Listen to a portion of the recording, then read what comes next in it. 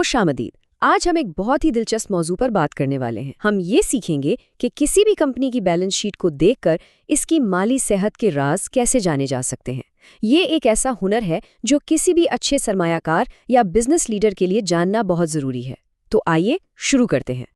सबसे पहला और बड़ा सवाल, ये कैसे पता चले कि कोई कंपनी जो बज़ाहिर बहुत कामयाब नजर आ रही है वो अंदर से भी उतनी ही मजबूत है। इसे यूं समझें जैसे हम किसी कंपनी का मालियाती चेकअप कर रहे हैं, बिल्कुल एक डॉक्टर की तरह। बैलेंस शीट उस कंपनी की मेडिकल रिपोर्ट है, और इस रिपोर्ट को ठीक से समझने के लिए हमें कुछ खास आलात की ज़रूरत है, जिन्हें हम मालियाती तनासब या रेशियोज कहते हैं। तो इस मालियाती चेकअप में हमारा सबसे पहला कदम क्या होगा?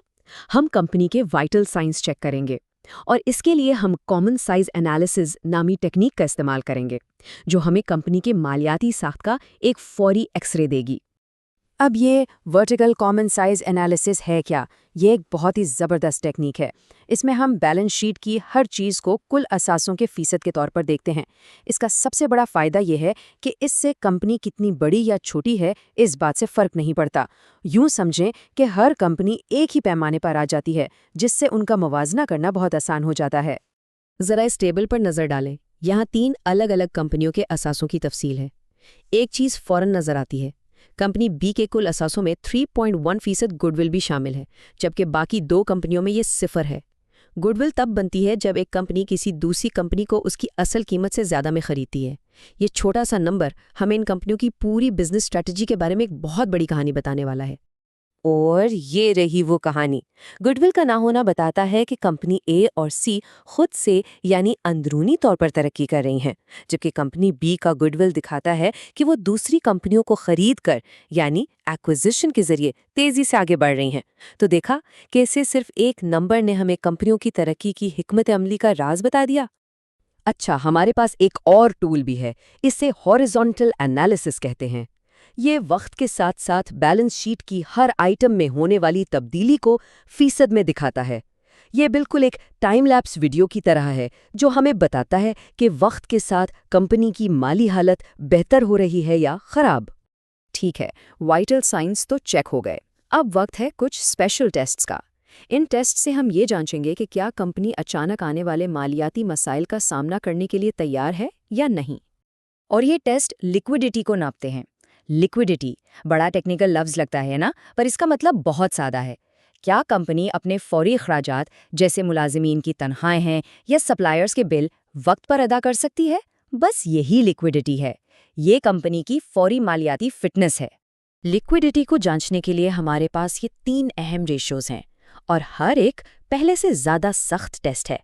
करंट रेशो तमाम फौरी असासों को देखता है।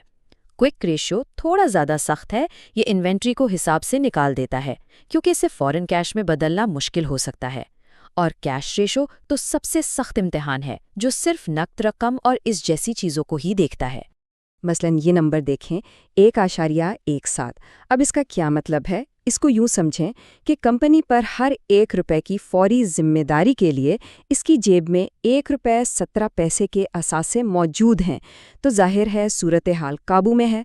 आमतौर पर यह तनासुब 1 से ज़्यादा होना चाहिए, जो इस बात की निशानी है कि कंपनी अपने बिल वक्त पर अदा कर सकती है। शॉर्ट टर्म फिटनेस तो देख ली, लेकिन क्या कंपनी लंबी रेस का घोड़ा है? अब वक्त है कंपनी की तवील मुद्दती मजबूती और उसके बुनियादी ढांचे को परखने का। यहाँ हम बात करेंगे सॉल्वेंसी की, यानी क्या कंपनी में इतना दम है कि वो लंबे अरसे तक अपने मालियाती वादे पूरे कर सके?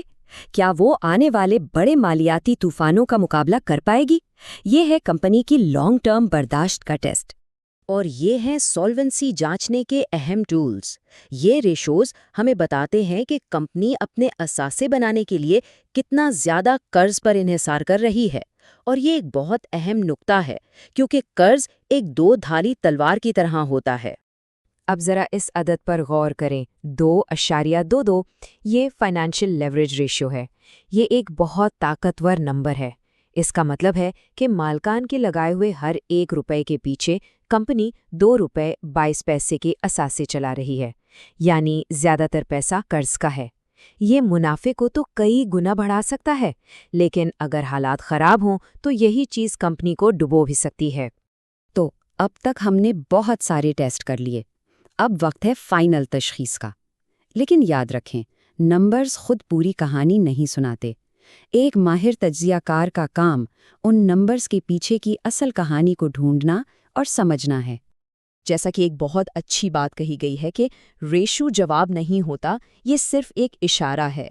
یہ بتاتا ہے کہ کیا ہوا، لیکن یہ نہیں بتاتا کہ کیوں ہوا۔ تو یہ ریشوز جواب نہیں بلکہ سراغ ہیں، اور ایک اچھے جاسوس کی طرح ایک تجزیہ کار ان سراغوں کو جوڑ کر پوری تصویر بناتا ہے۔ اور ایک اچھا ڈاکٹر یا تجزیہ کار صرف ایک ٹیسٹ رپورٹ دیکھ کر فیصلہ نہیں کرتا، وہ پوری تصویر دیکھتا ہے۔ مثلاً کیا کمپنی مختلف قسم کے کاروبار کرتی ہے؟ ان کے حساب کتاب کے طریقے دوسروں سے الگ تو نہیں؟ کیا بیلنس شیٹ کسی خاص دن پر اچھی دکھانے کے لیے تو نہیں بنائی گئی؟ یہ ساری باتیں ریشیوز کا مطلب بدل سکتی ہیں۔ تو ان تمام ٹیسٹوں، تجزیوں اور نمبروں کے گورکھ دھندے کے بعد آخر میں ایک سوال بچتا ہے۔ وہ کون سی ایک ایسی بنیادی نشانی ہے، ایک ایسا وائٹل سائن جسے کسی بھی صورت نظر انداز نہیں کرنا چاہیے؟ یہ وہ سوال ہے جو ہمیں صرف نمبروں سے آگے بڑھ کر کمپنی کی حقیقی قدر اور مستقبل کے بارے میں سوچنے پر مجبور کرتا ہے۔